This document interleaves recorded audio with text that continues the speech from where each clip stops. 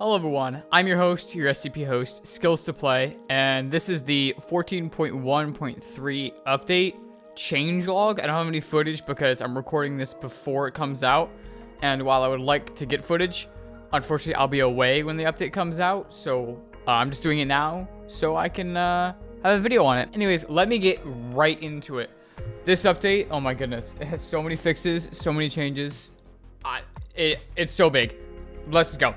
So the first thing is general updates. I'm not going to read everything. I'll just read some of the highlights because there's a lot. And I'll leave it in the description, and also you could pause the video and read yourself. Anyways, let me begin. So I think the big thing here is that one of the achievements, the trilateral termination achievement, is now granted by killing 3 players in a single life instead of having to kill 3 players at once with the disruptor. That'll make it a lot easier to get that achievement, because that's kind of hard to kill 3 people at once unless you aim it at an elevator. Conscripts and specialists now spawn with an additional medkit and 30 extra rounds. That's a 1 extra mag for the E11 and the AK. A new system for spectator icon effects. So right now it's just 1576. So you can see who's actually speaking to you without having to find them in the list. Let's get straight into 106. 106 will now have an audio cue when emerging from stock and Hunter's Atlas.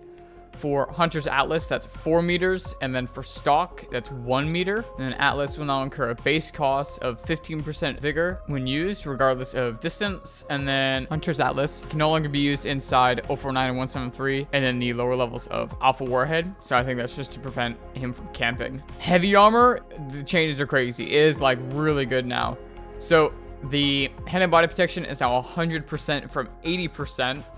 Now this value is counteracted by penetration, but still, if someone's running JHP, you'll be able to take a lot more hits. Or if the gun doesn't have a lot of penetration, you'll be able to take a lot more hits. Militant stamina consumption has been increased by only 5%, so now it's 20% from 15. And then civilian stamina consumption is the same. Heavy armor is now much heavier. It's now 15 kilograms instead of 5.5. And then it also no longer spawns an LCZ armory or the easy checkpoint 3x3 lockers. Basically, every weapon receives some adjustments, so I'll just run through those pretty quick. The E11 default penetration has been decreased to 65% from 70, but the rifle receiver is now a little more powerful. Damage has been increased by 10%, so from 7.5%. The penetration has been increased to 15% from 12.5%. And it now reduces hip firing accuracy by 10% from 26%. And the AP magazine now only grants 15% penetration from 20%. The AK has also had its default penetration decreased to 75% from 85%. And then, similar to the E11, the extended barrel has had its damage and penetration have been increased by 7.5% and 20% respectively, from 5% and 10% respectively. And the hip firing accuracy has been reduced by 10% from 5%. And they note that these changes were made to ensure that no matter what armor is being worn by a player, that the extended barrel AK will still kill them with 2 headshots. Logisher only received 2 changes. The short barrel attachment now reduces damage by 10% from 5% and penetration by 10% from 5%. The FSP9 only received 1 change, and that is default penetration has been increased to 45% from 35%, so it's a little more harder hitting for the more protected armors. The shotgun has received quite a few changes, making it actually a lot more feasible, a lot more powerful. So let's get right into that. The pellet damage has been increased to 11.3 from 8.33, resulting in a total damage output of 90.4 from 66.64. So now it's almost guaranteed to kill someone if you hit them. The default penetration has been decreased to 40% from 70%. The extended barrel now increases penetration by 50% from 10%. And it also reduces hip firing accuracy by 10%. And then it no longer decreases pellet spread for the extended barrel. The choke attachment now decreases pellet spread by 10%, previously a 20% increase, and it also now reduces hip firing accuracy by 5%. The crossback extended barrel has received some changes, so it now increases damage and penetration by 7.5 and 12.5% respectively, from 5% and 10% respectively. And then it also now reduces hip firing accuracy by 10%. The revolver has received some changes. So the 7-shot cylinder, which is like the shotgun cylinder, it's had its damage increased to 72 from 62.5. and then it can now either spawn in 106 or 096. And the revolver cannot spawn with the extended stock, snub nose, or 7-shot attachments. The FRMG0 has been changed as well, so it has been properly restored to its 13.5.1 stats, meaning it now weighs 9.2 kilograms, has 60% penetration, and has 24.4 damage, or does 24.4 damage. The AP drum now increases recoil by 50% and penetration by 17%. The short barrel now increases hip firing accuracy by 20% and reduces or decreases damage by 6%. And the heavy stock now reduces recoil by 16%. Com 15 can no longer spawn naturally with the suppressor. The jailbird receives some very needed changes, in my opinion.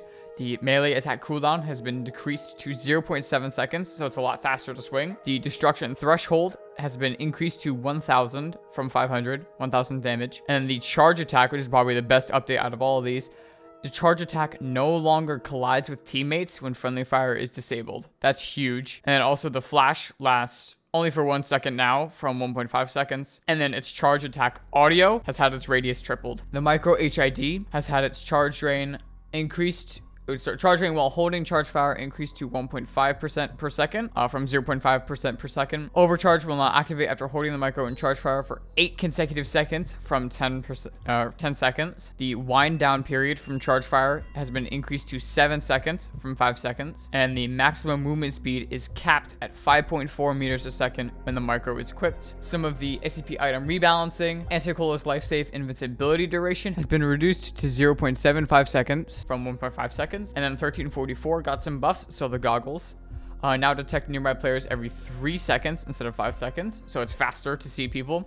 And the range has been increased to 22 from 18 meters, and they will fully disappear at 26 meters from 23 meters. And also the candy bag no longer counts towards the SCP item inventory limit. Now, there's a lot of bug fixes and technical changes, so I will just go into some of them that I personally am happy that got fixed. So some of these include this one, which is fix the black screen sometimes appearing when dying and respawning immediately. Health regeneration twice from dead mans for SCPs. That's good that got fixed. The lantern no longer flickers rapidly, so that's awesome. Now for the technical changes, there's a couple that in here that I actually quite like. The 1576 is now a player effect, which can be accessed through the RA. It says it's hidden, but that just means that you have to know the name of the effect. So I imagine it's probably the same as like 1853, where it's just SCP 1576. So that'll be nice, so you don't have to actually have the item. There's a couple new effects. There's the fade player status effect, which I think just makes the player fade with higher values, as it says right here. There's 2 new status effects, which is the lightweight player and heavy-footed player status effect, and both modify your jump strength. So lightweight gives you more jump strength, and heavy reduces your jump strength. So yeah, that's it. I will see you in the next one. As you saw, I did tease a new series, so that'll be coming probably very soon after this. Once I get back, I will get that out. And yeah, I'll see you guys later. Bye-bye!